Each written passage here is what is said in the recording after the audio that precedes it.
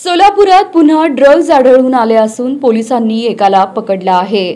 Gel road police ठाण्याच्या dB पथकाने ही कारवाई केली असून या कारवाईत 29 ग्रॅम एमडी ड्रग्ज जप्त करण्यात आले आहेत। या प्रकरणात एका आरोपीला ताब्यात घेण्यात आला आहे। ही कारवाई डीसीपी विजय कबाडे यांच्या मार्गदर्शनाखाली करण्यात आली। पोलिसांनी संबंधित आरोपी विरुद्ध गुन्हा नोंदवून पुढील तपास सुरू केला आहे।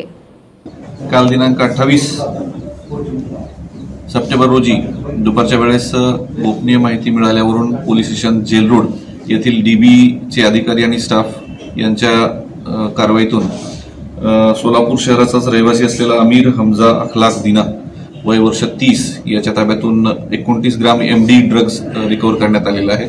त्याच्यावर एनडीपीएस कायदा कलम 8, 22 आणि 29 नुसार गुन्हा दाखल करण्यात आला असून त्याला आज माननीय न्यायालयासमोर हजर केला असता दिनांक 3 ऑक्टोबर पर्यंत त्याला मान्य न्यायालयाने पोलीस कस्टडी दिलेली आहे। यामध्ये उर्वरित तपास सुरू आहे। काही तपास टीम आमच्या आता या तपासामध्ये रवाना होत आहेत। साधारण किंमत याची 72,800 रुपयापर्यंत किंमत आहे आणि यामध्ये प्रामुख्याने जेल रोड पोलीस स्टेशनचे पीआय राऊत आणि त्यांची डीबी एपीआय श्री नितीन पाटील आणि डीबीचे सर्व कर्मचारी यांच्या या कामगिरीतून सदरची कारवाई झालेली आहे।